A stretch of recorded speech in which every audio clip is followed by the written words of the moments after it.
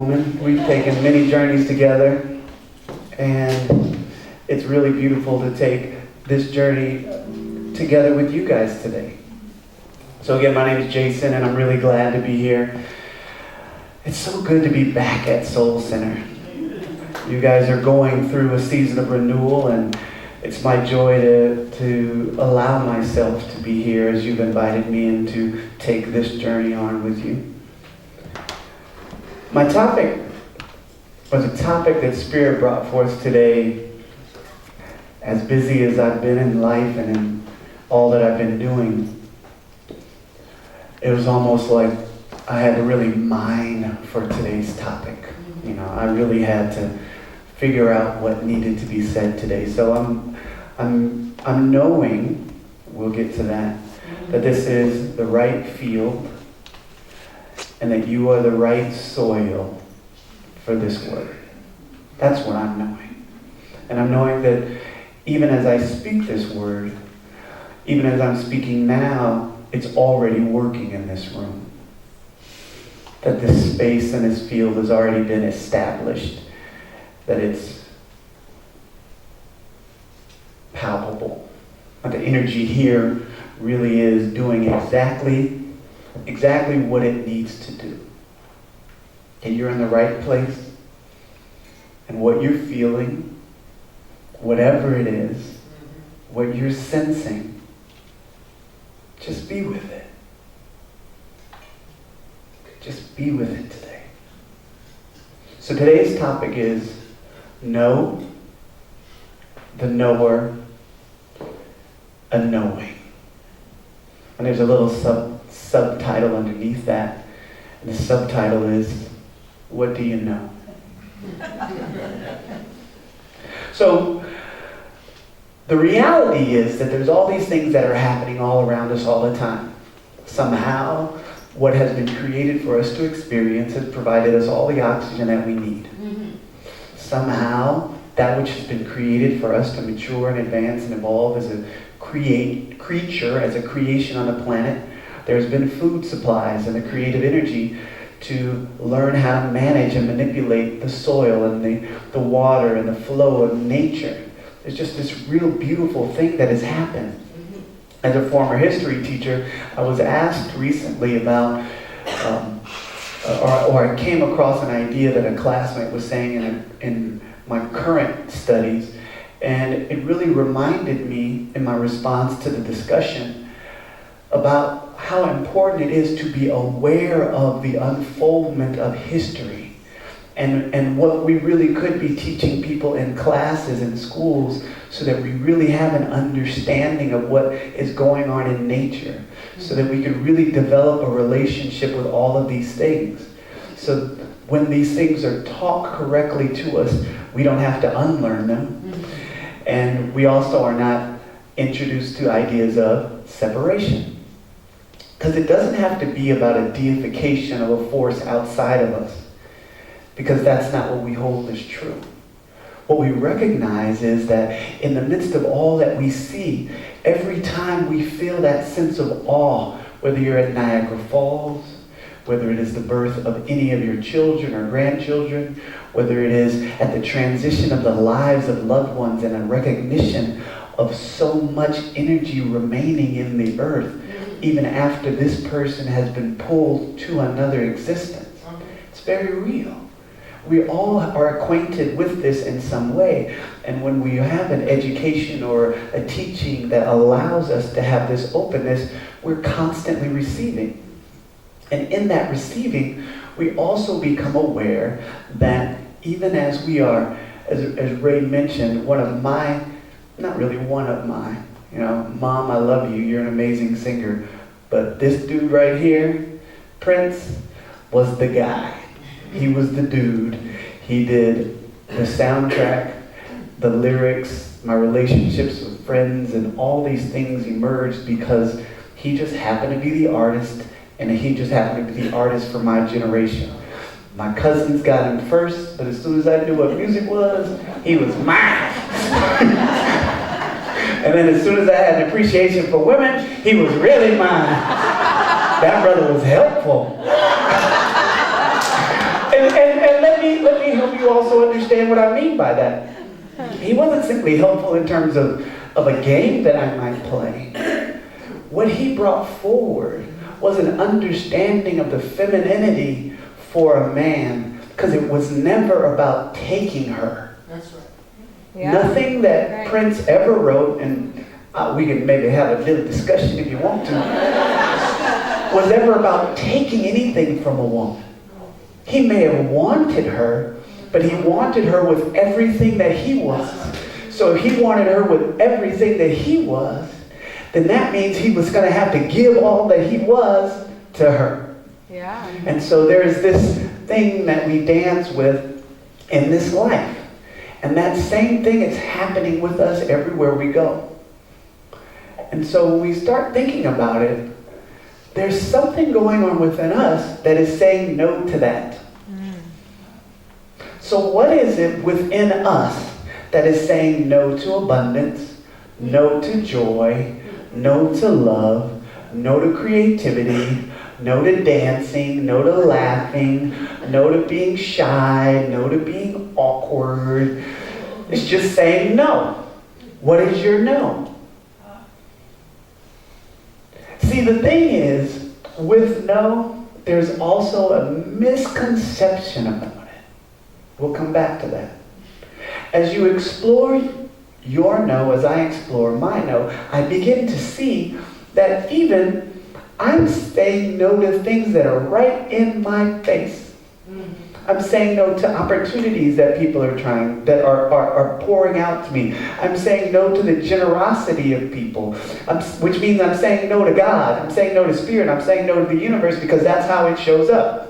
So, you know, one of those wonderful stories and anecdotes that people use is the person that's out to sea, and they're in the middle of the ocean and they're praying, God, God, God, please save me, please save me, please save me. Then along comes a little dinghy and they're like, please save me, God, please save me, God. And then along comes a log and, you know, please save me, God, please save me, God. And then along comes the boat, and the boat's like, hey, the guy's riding the boat. He's like, come on, get in. He's like, no, God, please save me, God, please save me. And, and then they wake up. And they're at the gates of heaven, and they're talking to St. Peter, talking to God. He's like, God, I asked you to save me. Look, I sent you a log. I even sent you a boat. I sent you all these things, and all you did was say, nope, nope, no. I figured you just wanted to come on up here with me. So God said, yes. If you're going to keep saying no, then the universe is going to say yes. Because the universe is going to agree with whatever frequency that you communicate with. And all of us know that all communication isn't done with the mouth. It's not even all done with the mind. It's a combination of all the energetic spheres that we show up in.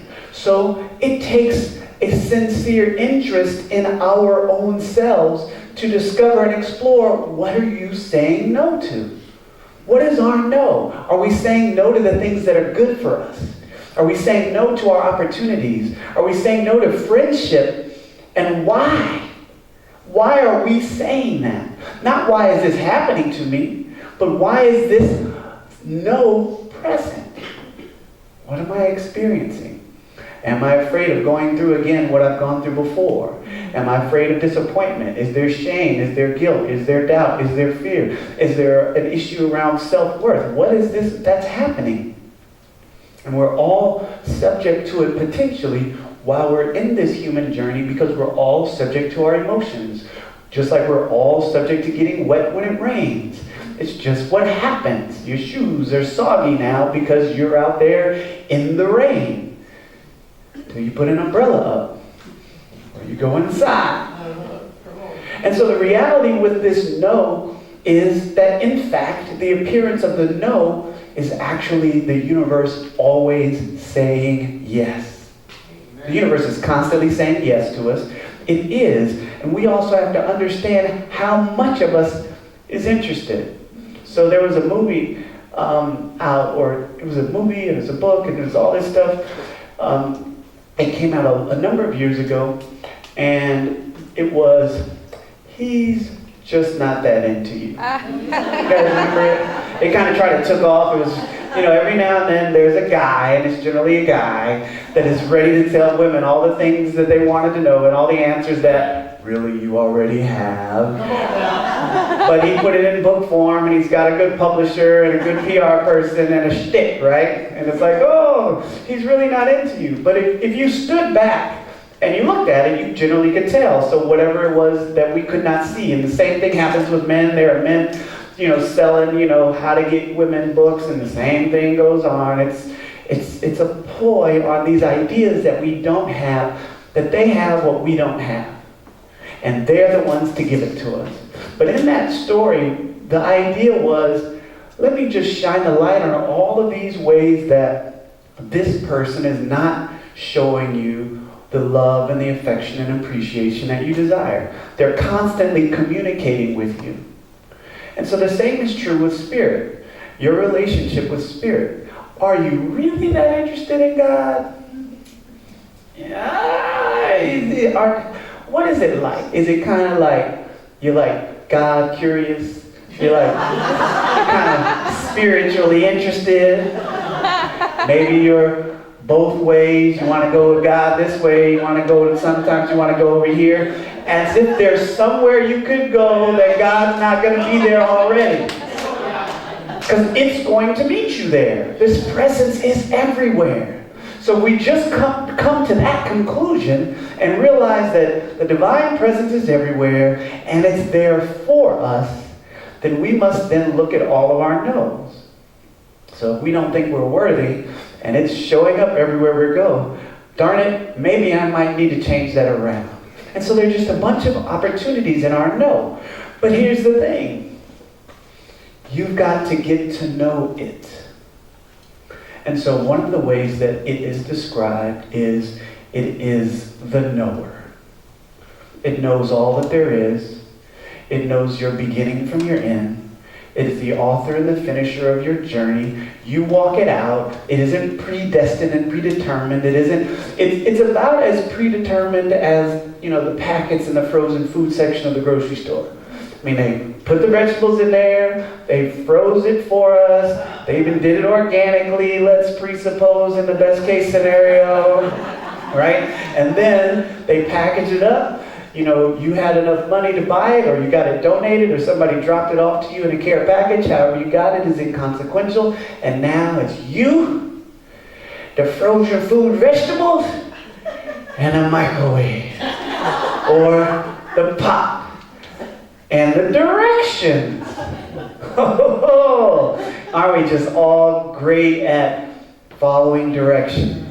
See, it isn't that we can't read, though that may be an issue. We might have to put on our glasses sometimes, or maybe make sure it's in the right language as we read the directions for anything. IKEA, I'm so grateful for the pictures, but sometimes y'all pictures just are not really what's happening. That's not really what it looks like.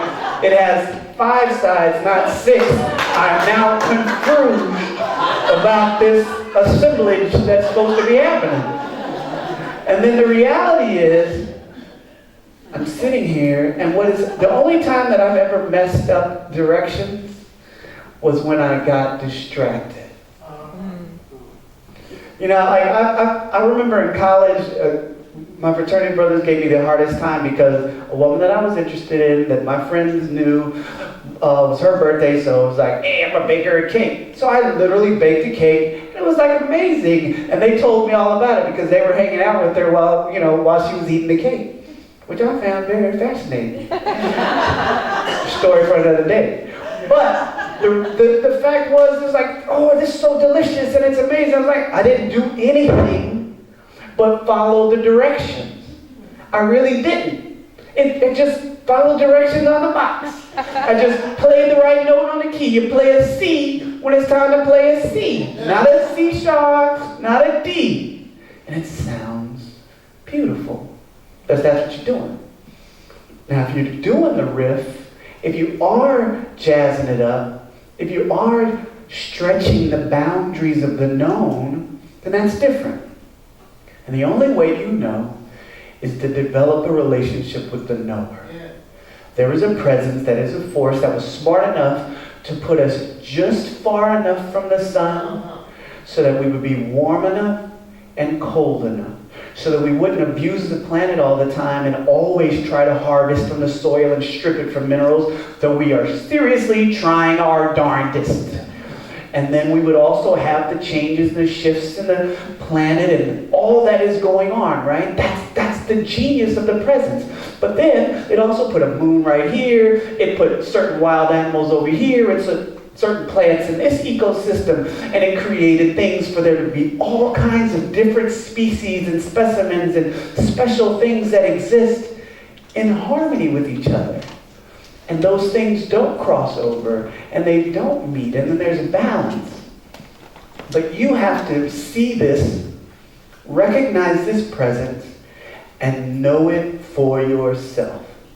I cannot give it to you. Soul Center cannot give it to you. My teacher, Reverend Dr. Michael Bernard Beckwith, cannot give it to me. Jesus can't give it to you. Moses, Muhammad, whoever you look to as a teacher to facilitate your realization for your own soul cannot come from outside of you. They are way showers. They are guides. They are teachers. They're here to bring us information, and then we must take a look. And then we must hammer away at it. And we must nurture it. And we must love ourselves, and we must take this walk together. So as you develop your relationship with the knower, you realize a couple of things. One, you may not know about it as much as you think. The presence may not be who you think it is. And it may not be the one who you've been blaming for all the things that you've been blaming it for. And it may have been sitting there with an outstretched hand and outstretched arms and outstretched feet and outstretched wings, because it's not necessarily this anthropomorphic figure where it's got hands and feet and bodies. These are our metaphors. There is not a presence sitting on a throne in the sky looking down at 7 billion peoples and creating the most fancy math problem in its head all the time, trying to make sure it's all working. This is not what's happening.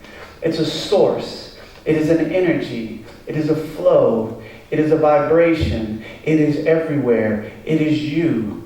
And you can feel it. You can experience. You can access it. It can flow as your life if you will. Get to know the knower. And it knows everything about you. Except for those things that you wish it didn't know. It doesn't see them as you do. Because you see them through this very narrow lens of perception. You only see this aspect of it until you pull out. It's like looking at the planet Earth. It's amazing to walk outside and see Orange County. What does Orange County look like from the moon? From Mars? You can't see it. But the presence knows all of that because it sees the full picture of you cosmically. There is no one effect from your living. Just like there's no one effect from the transition of anyone. No one person can make their transition in this life and only affect themselves. At the least, somebody's going to discover the body. Somebody's going to do something with the body. Somebody's going to transfer it. This is going to happen, even if you have no family, even if you have no friends. Maybe it'll be 500 years from now, and you will be an artifact in a museum for that next millennium. However, it's still happening, and your body would be affecting the soil. It would be affecting the planet still. Yes. And then we think about all of the major shifts that have happened, from a 9/11. To the transition of major figures like the musical artist, as he's most frequently known as Prince or Michael Jackson, or any of the ones that have transitioned, the John Lennons of their era. There was a cosmic, thunderous shift in creation because of what people were suddenly able to realize about their own lives because they departed.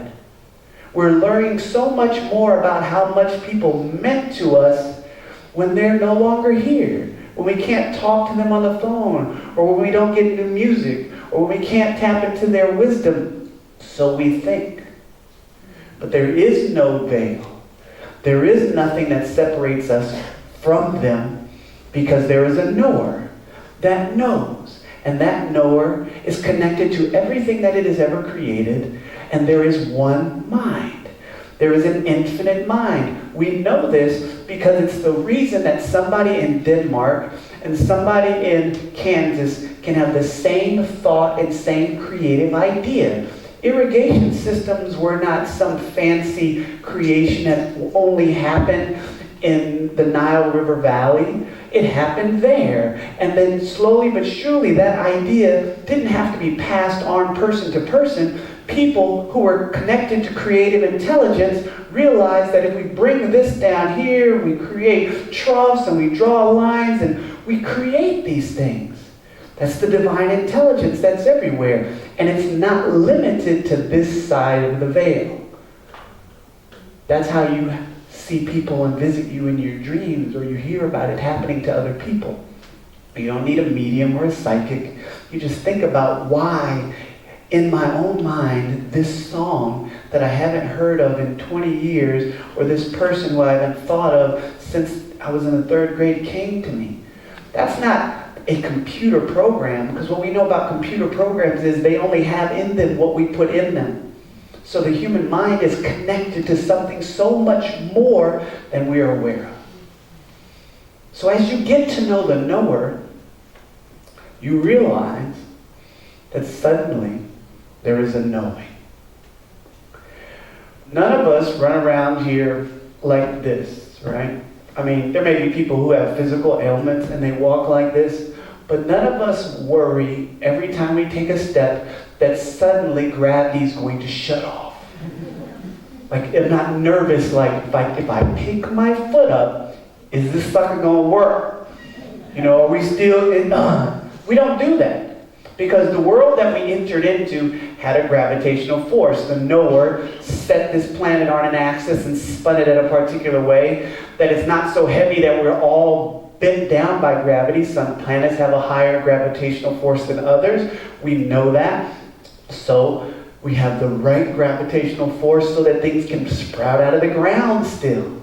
Because everything that is made of matter also is subject to gravity. So my relationship with this presence, because I know what gravity is, and I learned as a kid and a young boy to run and jump, I know that still, at this age, just like at 14, I cannot touch the rim at the basketball court. So there are certain things I'm not trying to do.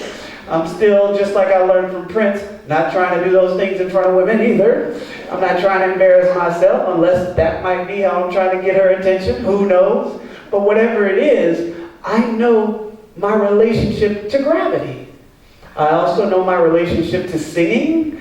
I know my relationship to dancing. I learned my relationship to math. And so suddenly, as I move through the world, I have a knowing with which I flow. I know what is for me. I know the things that appear as obstacles are not in my way. They're simply something that's giving me the opportunity to grow stronger, to become more of what I am so that I can get over them. There is no mountain on this planet that human beings have not realized how to climb it. With enough training, with the right equipment, with the right specialization, we've literally climbed all of the mountains of the world. And we've gone deep down into the depths of the trenches of the oceans. We can do it all. And that infinite intelligence has helped us to harvest from its creation, from the soil that it created. We pull the minerals and we know how they work and we know what floats and doesn't float. And so we learn how to see what handles the pressure so that we can go deep into the Mariana Trench and go so far down that the pressure of life still can't destroy us. But we need to learn. And so we have to develop that knowing. It's like the kid, or all of us, when we really knew our multiplication tables, that you were just like, come on, give it to me, give it to me. 7 times 7, 49, whatever it was, there was a knowing, and there's not even any thinking about that. You might have had to think a little now. But back then, we had developed our awareness And that's what we are to do now. Develop our awareness of the knower. Develop our awareness so much so that the knowing that is within us does not ever have any resistance to what is. Because it knows, and because I know, then I recognize and realize a greater experience of this life and this journey because of this. What does all that mean? Because I have a relationship with the presence, and I know the difficulties and the challenges that might come up because of finances, because of relationships with our parents, because of relationships with friends, because of relationships with supervisors, managers, and employers. I realize why I'm here. I realize what is for me. I realize how I can and cannot move in the world. I realize the particular rhythm that makes me feel good. I realize what joy is for me, and I accept that what joy is for her may be unique to her, and I'm great with that. I'm not just okay with it, I am great with that, because I know that nothing that anybody else has, not their joy or anything, takes away from my joy. There's so much joy. This idea of what abundance is must really be examined. We must realize, as the scripture says, and not the Bible, as some of the more ancient scripture says, from abundance, abundance has been taken, and abundance remains. When you look at time, forget about hours and days and years. That's simply what it's like to spin around on this ball of water and go around that other ball of fire. That's all time is. Water and fire, spinning out of control in perception. But very well balanced, very well regulated. I even made it all the way around in my little circle. I landed back here. I didn't call him a stunt double or anything. It's like, whoo, I made it. But here, in that awareness, you have a knowing of this perfect balance, of this perfect awareness, of this perfect expression, of this infinite, glorious, beautiful existence.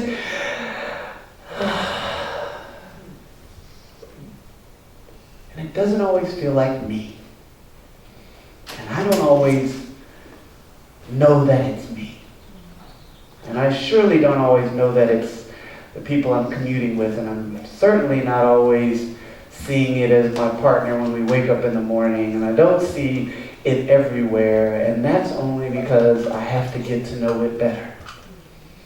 More and more each day I get to know the idea, and I come to know the reality that what is true about me is true about everybody. Even the limited things that I'm still working on. I'm not the only one that struggles with driving and dancing. Oh, I like my buddy in here. He's so great. There is that which is within me that are the challenges and the opportunities and the mountains to climb and the valleys to walk through. And those are the same for everyone. They look differently, but the idea that they exist is here for all of us. Our awareness of that will allow us to cry out for compassion. Right? We will scream within ourselves, Jason, be more compassionate. Be with them in their journey. Just like someone is going to be with you in your journey. And suddenly, we're all with each other. We're all compassionate. We're all recognizing the growth opportunities and the transformations and the shifting that is taking place. So we ask ourselves, what do we know? If we were to take a pen and get a piece of paper, or maybe you want a volume, maybe you want a 300-page notebook or even more, and you were to write down everything you knew, how long do you think you would take?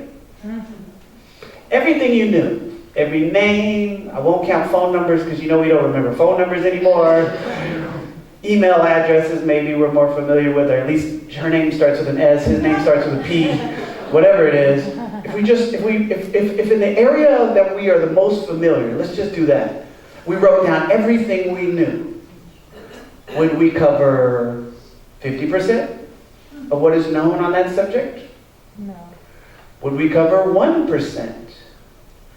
Or is it a percent of a percent? What about ourselves? If we were to write everything that we know about ourselves, how much would we get? How much do you know about how your arteries function? How much do you know about why your heart beats at the rate that it does? You see, they're all trying to tell us that if we eat this or that, or we don't eat this or that. There's actually a website called